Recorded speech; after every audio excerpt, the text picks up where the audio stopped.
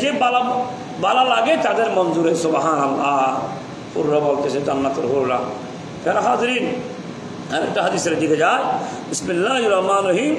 আন আবি সাঈদ আল খুদরি রাদিয়াল্লাহু তাআলা আনহু, হযরত আবু সাঈদ খুদরি রাদিয়াল্লাহু বর্ণিত, ক্বালা তিনি বলেন, ক্বালা রাসূলুল্লাহ সাল্লাল্লাহু আলাইহি ওয়াসাল্লাম, রাসূল পাক সাল্লাল্লাহু তাআলা আলাইহি ওয়া আলিহি ওয়াসাল্লাম ইরশাদ করেন, মা মিন আবদিন ইয়াসুমু ইয়াওমান ফি সাবিলিল্লাহ ইল্লা বা'আদাল্লাহু বিযালিকাল ইয়াউমে ওয়াজহাহু আনিন নার 70 খরিফা।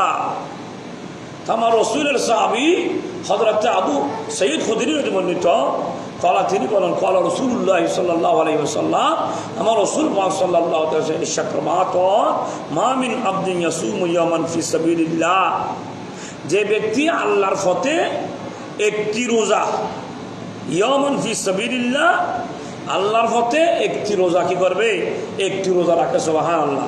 30 রোজা রাখলাম, শুধু একটা রোজার ফজিলত বর্ণনা করতেছে রাসূল পাক সাল্লাল্লাহু আলাইহি ওয়াসাল্লাম, তাকে ইল্লা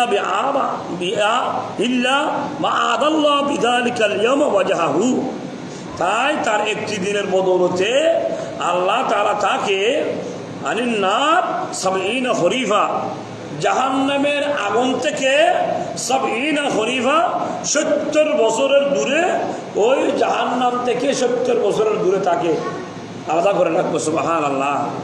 সরিয়ে রাখবেন কেন?